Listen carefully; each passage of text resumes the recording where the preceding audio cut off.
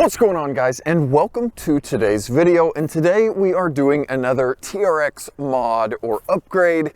And no, we're not doing something cool with the engine or the exhaust or the suspension. We are adding something to the truck that it should have came with from the factory. And yeah, shame on you, RAM, for not having this on every single TRX. And what I'm talking about is the passive entry.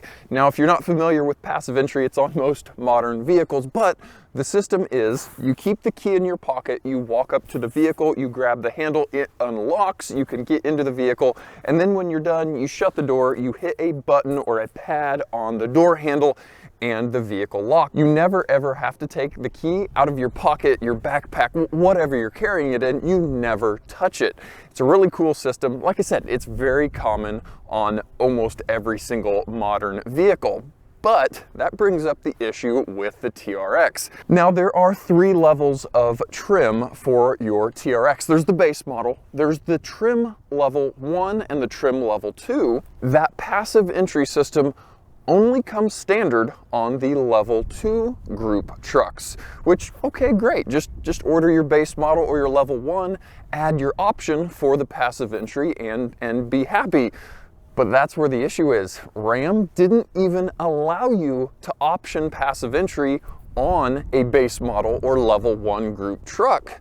So that left you with a $80,000+ truck without passive entry. And you know, that would be fine if that carried through all of the model lines. But on that same car lot where you bought that $80,000 TRX, you could go to a $40,000 Bighorn trimmed level half-ton, and it's going to have passive entry. So if that's not the biggest slap in the face to us TRX owners and purchasers, then I don't know what is. And again, if you walked a little bit further down that dealership row to a Grand Cherokee for $40,000, it's going to have passive entry. So for whatever reason, they tried to punish people for being cheap with their TRX orders and only allowed you to get passive entry with your level 2.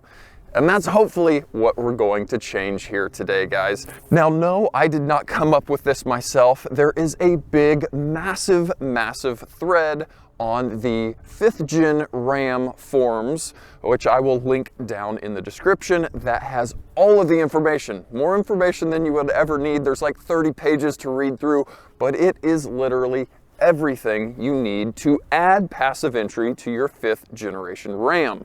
So I used all of their information. They have part numbers listed, they've got wiring harnesses listed, they've got everything listed in that thread that, like I said, I will link in the description to add passive entry to your 5th gen RAM. And that's what we're going to be doing today. That's the last thing on this truck that has just killed me since new. You know, we added the adaptive cruise control. I'll throw a link up here, which is super easy on your TRX since they already have all the forward-facing cameras. But this is a little bit more involved than just adding a switch and going. So I'm going to show you guys all the parts needed, and then we'll hopefully get started on the installation process, the wiring, the door handles, the antennas. There's kind of a lot of stuff to do. So guys, now that we are on our workbench Camaro here, I thought I would show you all of the parts needed. Now, there's going to be different part numbers for each of your vehicles because all of these part numbers, here are my 2 door handles. You know, all of these part numbers are going to be specific for your paint color. So don't just look at these part numbers. Again, look at that RAM 5th gen group.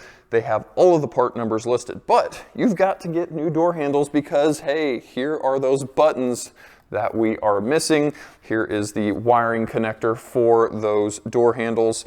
You will also need new door handle caps because if you look, there is a small little magnet down there, and that is part of the system that reads when the handle is open and closed to know when to lock and unlock the doors. So obviously we'll need 2 of these door handles and 2 of our door handle cap. Now the door handles are actually the same left and right, but our caps are going to be different because on the driver's side you've got the key, and on the passenger side it is just a smooth cap. Now next, we do need to add a rear passive entry antenna, because the trucks that don't have passive entry do not have this rear antenna.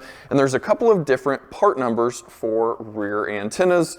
The correct part number is about a $300 antenna. This is the other option you can use. This part number here is only about $10 or $11, so it is considerably more cost effective to use this random passive entry antenna than the one that's actually supposed to go back in the bumper. Now, last but not least, we have the wiring harnesses. Now, there's a couple ways you can go about doing this.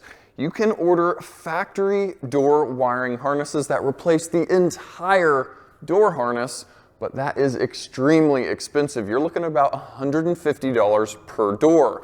Plus, you're still going to need the rear tailgate harness, and this is the harness that goes from that antenna we talked about to the main body connector back there.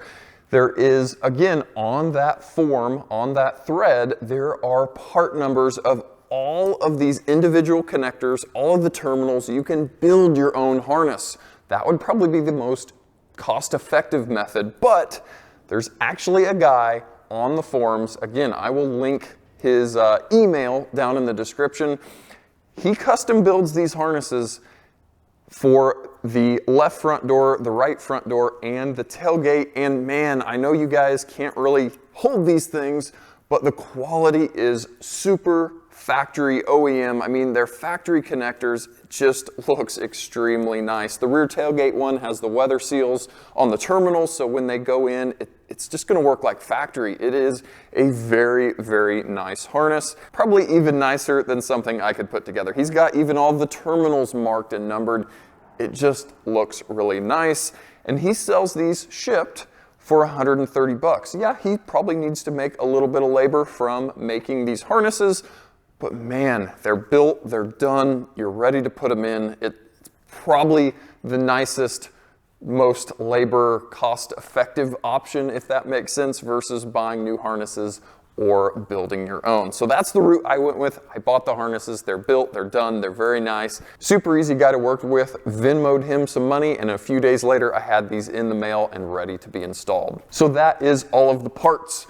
The one other issue is programming. You're going to need to let the truck know that it now has passive entry, and that's kind of the issue, because as we found out with the adaptive cruise control, not many dealerships are going to be able to add those sales codes that aren't just easily added. So I'm just going to recommend getting the Alpha OBD software. It's a software you can download to your phone or tablet or whatever. You get a Bluetooth OBD tool, communicate with the two tools. You'll have to get a security gateway bypass cable. There's a few things that you'll need to do, but then with that software, you can go in and turn on the passive entry.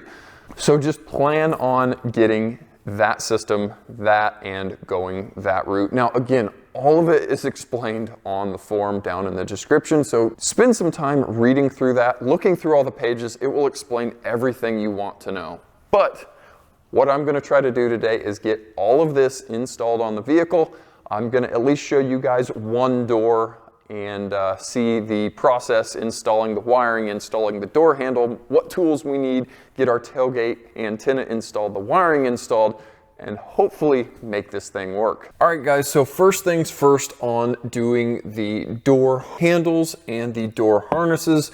We've got to get this door panel out of the way, and there are two little small trim covers here in the door handle area and here below the grab handle that have a couple of 10mm bolts hidden behind them. I'm just using kind of a small pick to be able to get into the small hole and then pull the panel open.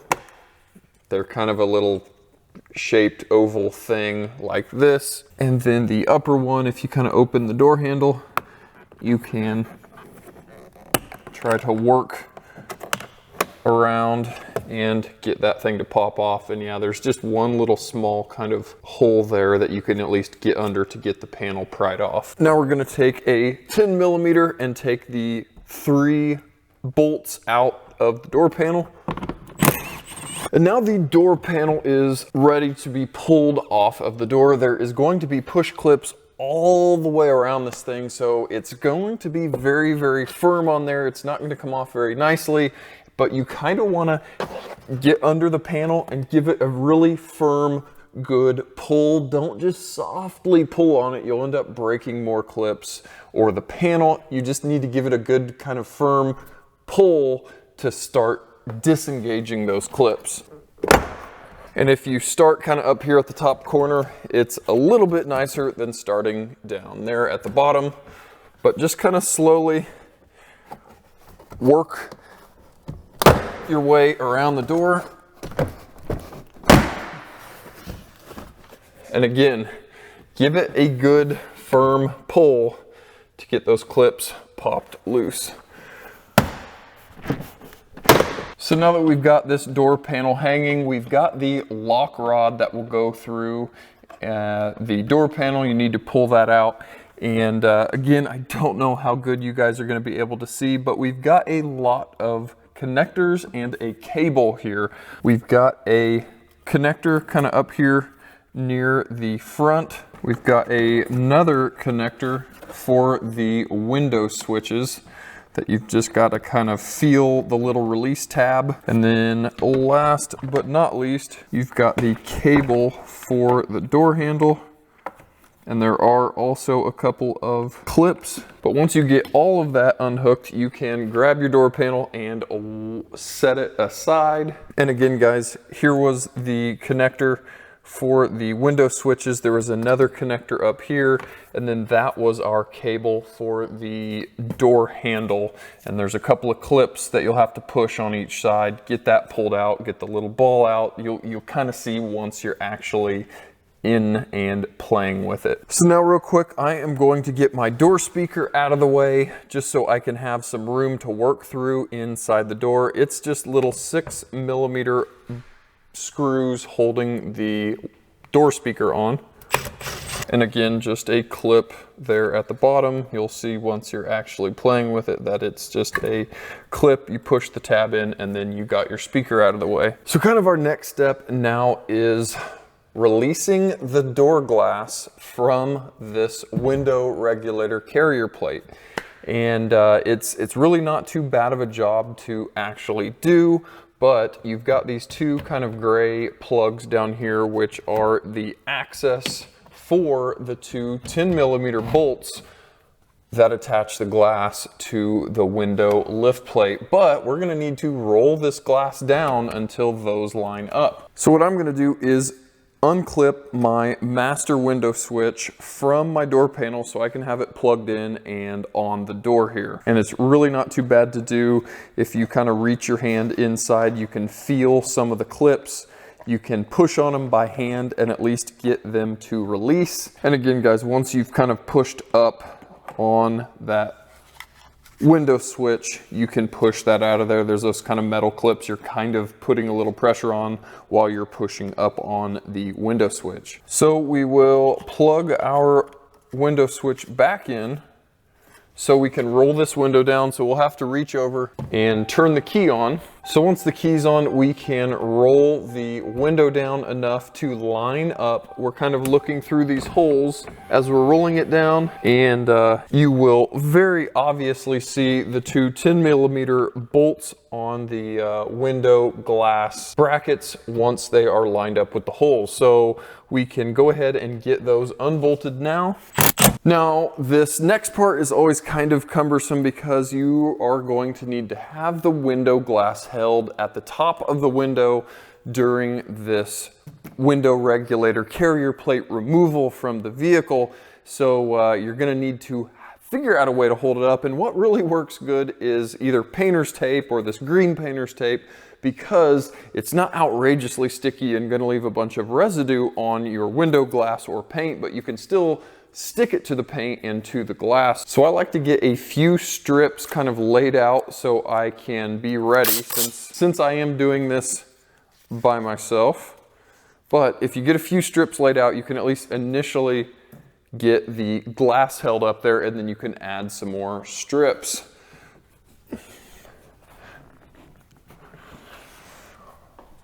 So again, we're just taking the glass, holding it up to the top of the window channel and getting our tape to hold this thing up into place.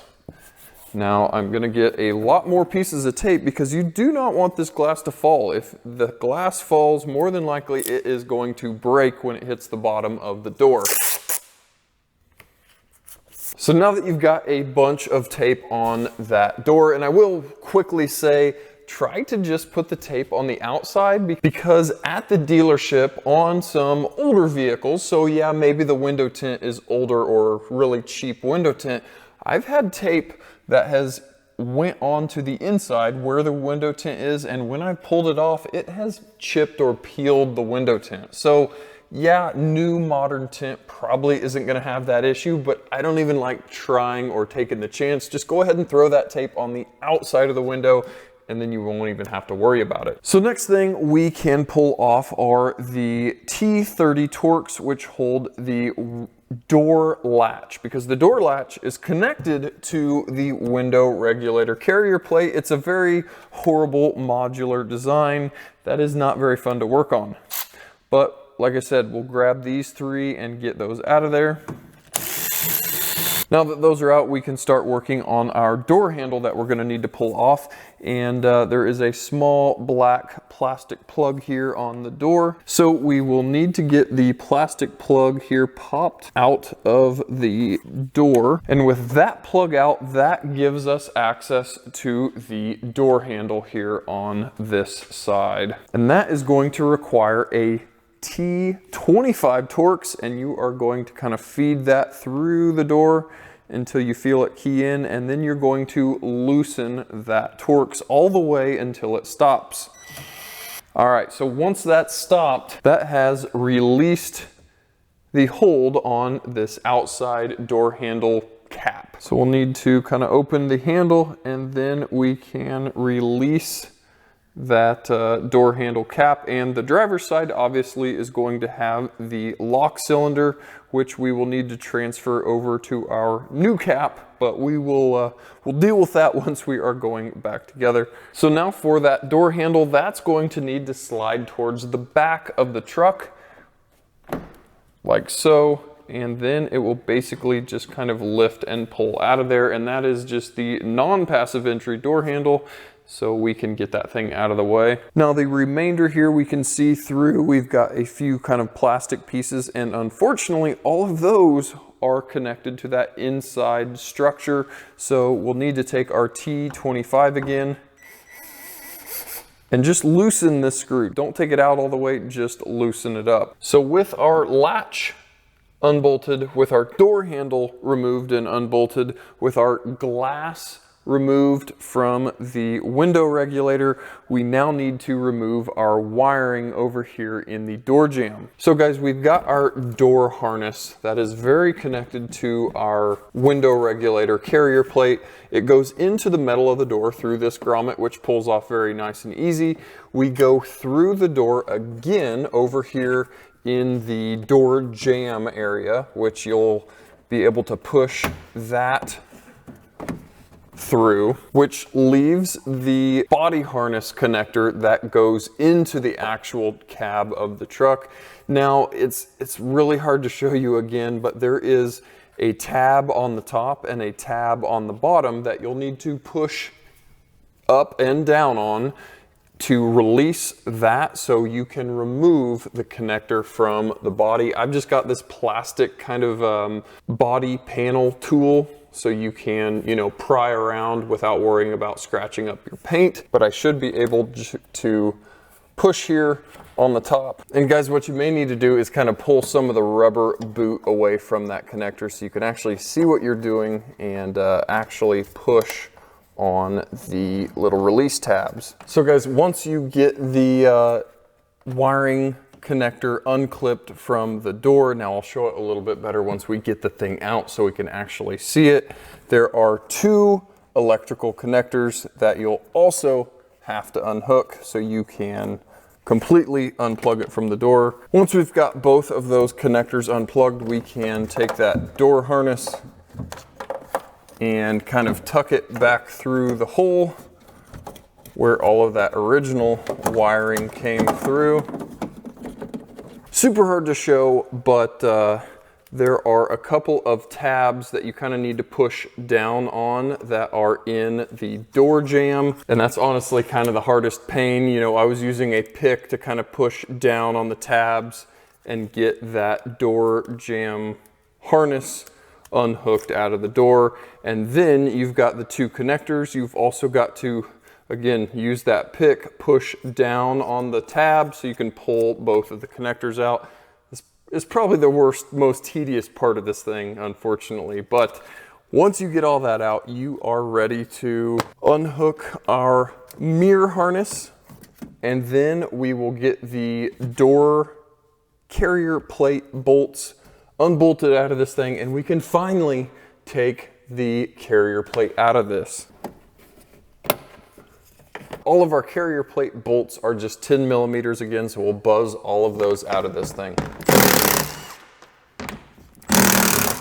Once those are out of there, we are finally ready to kind of weave and wobble and get this carrier plate out of the door.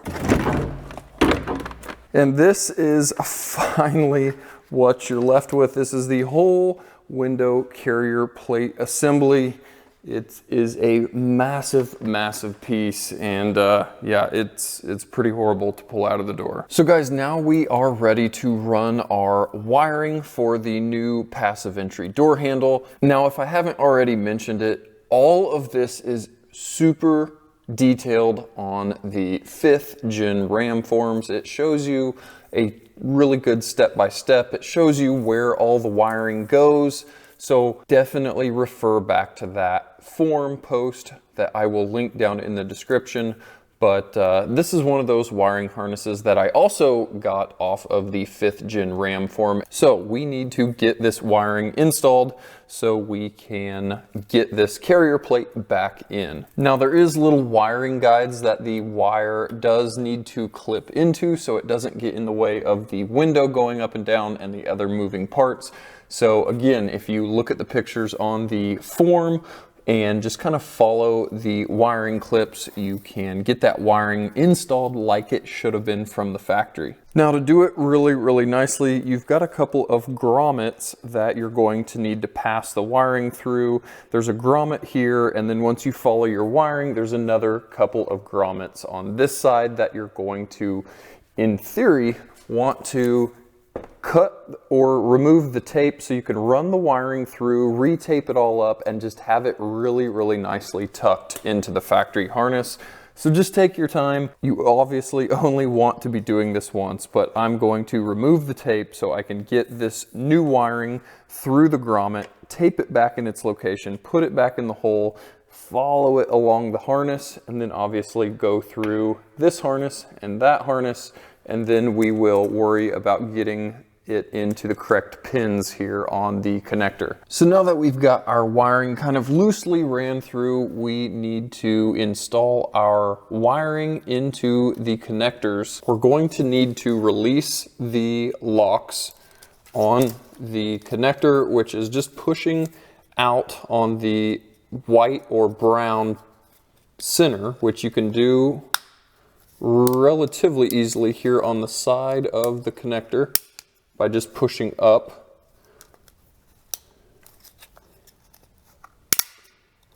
Until they are pushed up, and that lets you install the terminals. Now we're going to take our wire labeled 11C, and there's absolutely tiny little numbers on these connectors, but if you take your time and look, and again, look on the RAM forums, you'll be able to find the right connector and lock that thing into place. Once you get the wiring in, you can again use another tool and push the lock back down on your center terminal lock. Now we need to get our other wire in our 17D terminal. And once again, that's locked into place.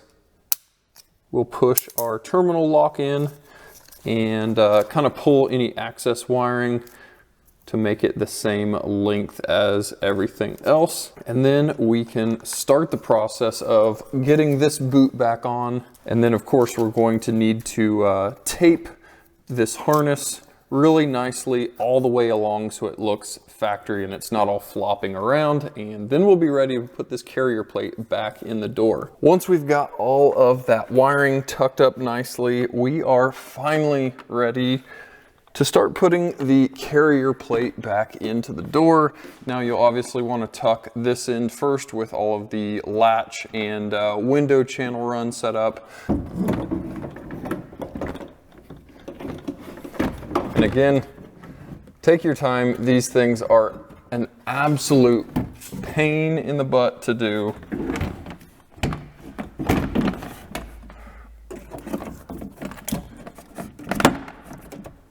Throw a couple of the bolts in to kind of help hold it into place, because we'll need to, before we get too carried away, take a quick glance at the outside door handle, because we need to make sure this is all the way pulled forward, kind of back into place. There's a hook here at the back, and then that screw head needs to go into that little area where it stays. Now at this point we can just go ahead and tighten down this exterior door handle bracket to help hold it in place. And we want to make sure we can still get our passive entry connector, because if that's fallen inside of the door when you've put this all together, you've got to tear it all back apart, because that needs to be hanging out so you can get your handle plugged in. We can also, while we're here, throw our T30 Torx back in our door latch to hold it into the frame. And now we're left with throwing all of our 10mm bolts back in for the carrier plate. Now we do want to make sure we leave this one out, because this is the one that attaches that outer door panel, and obviously those two there in the middle. Now next thing we can do is get this window untaped, and we will drop it back down into the door so we can attach it to the window regulator. And you can kind of be watching through the access holes down at the bottom for those brackets to fully seat, and then you can go ahead and tighten those 10mm bolts. Now kind of be careful, don't use a power tool to fully tighten them, just because you are kind of hammering on the glass. So just be mindful, do it by hand, but you still want to make sure they're going to be tight. All right, so now that we've got the carrier plate and that glass taken care of, we can get ready to throw our wiring harness back through the door. Now obviously you need to feed the end through the first hole. You've got about 3 different holes all of this wiring has to be fed through. So now that you've got your connector through, obviously you are going to plug in your white and brown connectors, and then you can clip it back into the door. Now that we've got that harness done, we've got our mirror harness to reinstall, and that clips back into all of the wiring clip holes that we had to pull out to remove the harness. We can get our speaker thrown back in. Now one thing we're gonna do real quick before we get that door panel finally put on is get our door handle installed, just in case something doesn't line up, we don't have to go all the way back apart. Now obviously we will need to plug in the handle and then feed the end of it through and get it flush with the door, and then kind of give it a good bump forward. That will get it locked into place, and we can feel we've got good pull on that door handle mechanism, so we are good there. Now for our door handle cap, and it looks like all we need to do is just kind of flex out on this to get our lock cylinder out and get it transferred over. So if we get a pry tool in there, we can hopefully work this thing out of there. So again, just with flexing these 2 tabs out, I was able to get that out. And if you look, they're all the same piece. There's just no magnet installed in the non-passive entry cap. So literally the exact same part, just no magnet. Now the install is going to be just the opposite. We're going to set that in place and snap it in, and we're there. We've got one clip there 2 clips there, and our lock. So these things are relatively easy. You just take them, kind of open the door handle up so you can get it set underneath, set it in place, and then take that long T25 and go through the hole at the end of the door and go ahead and tighten that thing down. Now it's going to tighten for a extremely long time, but once it is, you'll feel it get tight because there's a wedge that we are sliding over with that screw to hold that cap in place. But do a quick check and make sure nothing's rubbing, everything's fitting flush and looking factory.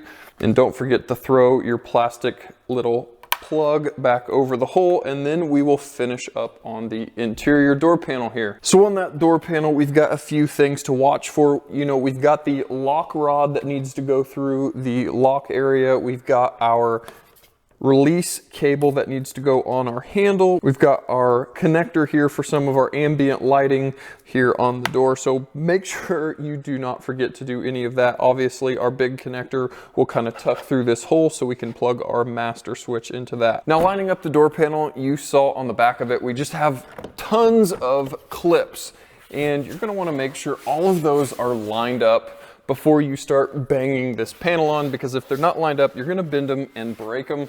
So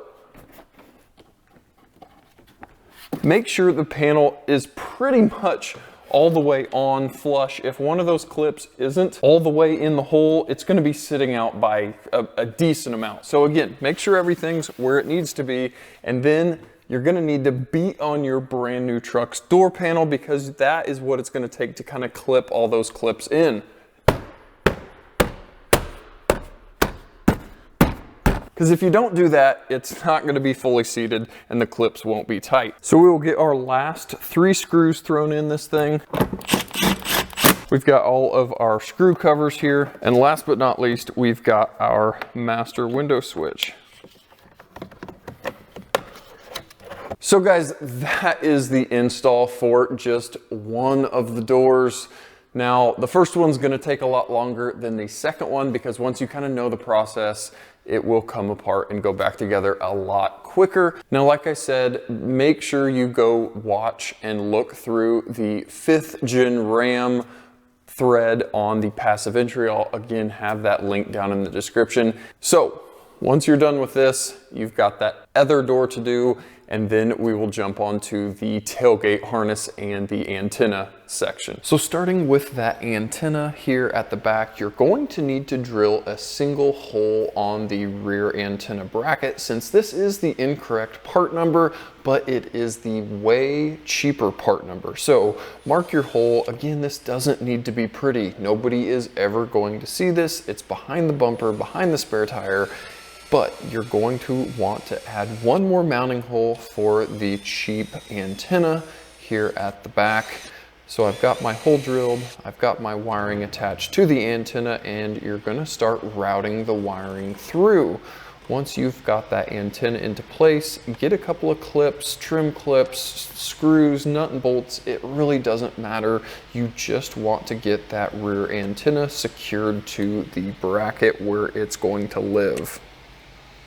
Once we've got the antenna secured, we need to start working on getting the wiring routed over to the driver's rear side of the bed. That's where that main connector is, and just spend some time running your wiring, getting the zip ties. You just want to make sure it's looking as factory and as tidy as possible. I know at least I'm very worried about my stuff looking very nice and very tidy. Once we are over in the corner, this is the main connector here at the back of the bed that you are going to be working with. There is a big white plastic bail on the top that you'll need to roll backwards after you get the unlock tab unlocked, and then we're going to start working on getting this connector stripped down. Now again guys, all of this information is in the 5th gen RAM thread on the passive entries that I'll have down in the description, but you're going to need to get the tape and all of the zip ties off of this connector cover so we can actually get to installing some pins on it. Next, we are going to use a small screwdriver and pop the tabs open for the connector cover so we can actually get to the terminal area of the connector. Once you've got that thing out of the way, you can see the wiring. On the inside of it, we've got this white tab that we need to slide to the side, and then we're going to be able to use a paper clip to push the rubber terminal plugs out of the respective holes for the wiring. Now again, all of the correct wiring locations are also in the thread linked down in the description. So just use this as kind of a general overview and use the thread as the Bible, if you will.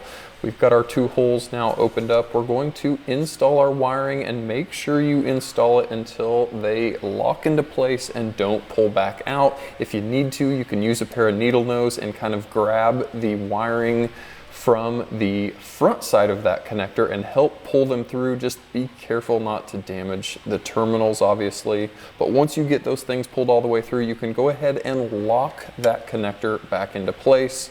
And then we need to work on putting all of our wiring back how it was. I've got my abrasion tape here that I am taping everything back to factory. Everything I pulled off, it's just going right back to how it was. I'm trying to have everything just look factory. That's what I'm going for here. We'll get our wiring connector cover back on, get the electrical tape put back on just like it had from the factory, so we keep all the dirt and dust out of it. Hook our connector back up.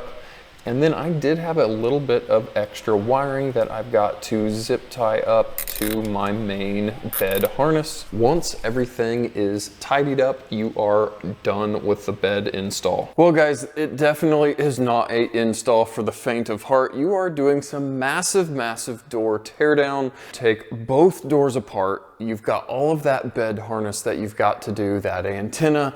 It is quite a massive undertaking, but unfortunately that's what I'm having to do on my very expensive new Ram truck to give it an option that it should have had from the factory. Now you're going to need to do some programming, and I would again just follow the thread on the 5th gen RAM group. It talks about using Alpha OBD. It's a software that you can buy and download and then hook up to the vehicle with a Bluetooth OBD2 port. And then you'll be able to go in and mess with the configuration on the vehicle and add passive entry to the vehicle. Again, all of that information is in that thread. But once everything is installed and you've got the programming done, you're gonna now be able to go up to your new truck and hit the passive entry button and lock the door. Yeah, I know that's not a big thing. It's not a new thing. It should have already had it, but sometimes you got to do some work on your brand new vehicles, which, yeah, whatever. Shame on you, Ram, for doing this, but you got to spend a little money to make it how it should have been, I guess. But both driver's door, passenger door, you can walk up to, grab the handle, and without ever touching your key, lock and unlock that door. And the tailgate, since we added that 5th antenna, you can walk up to that, grab the pad on that tailgate, and the tailgate will open for you also. Guys, just, I don't know. It's a lot of work, but it was the one option that I was really, really kicking myself for not having on a brand new truck. And again, we talked about it in the beginning of the video. There's no way to add it from the factory on a base or level 2, even though they are very, very expensive trucks, and a cheaper half-price truck sitting next to it on the lot is going to have it standard. It makes absolutely no sense. Who knows what they were thinking, but I don't know. I don't know what to say. I fixed it on my truck. It definitely means you can fix it on yours. Again, massive thank you to the Ram 5th Gen group thread there down in the description. It has all the information you need and way, way more on how to do it, how to get the parts and pieces. There's part numbers listed. There's wiring harnesses listed. There's just everything listed in that thread. And again, Jordan, he is the man on the forums making these beautiful harnesses. Go ahead, shoot him an email if you are planning on doing it, and he can get you some harnesses shipped over. They were sent over like the next day. I had them in like 2 days or 3 days. It was really, really fast. It was sending some random guy money through Venmo and hoping I got something in the mail. And of course he came through. I had the parts in the mail and was ready to throw them on the truck. But guys, outrageously long video. I don't know how many of you guys will be doing this or even seeing me talking here at the end of this thing, but if you are, thank you so much for sticking through this long install video, and I hope you don't have to do this to your truck. I hope your truck or vehicle already has it and you don't even have to watch this, because that was a rough install even for a master technician like myself that does vehicles all day long, every day. You don't want to take apart your new truck. That's RAM, shame on you. Yeah, shame on you, RAM. But guys, as always, thanks for watching and we'll catch you guys next time.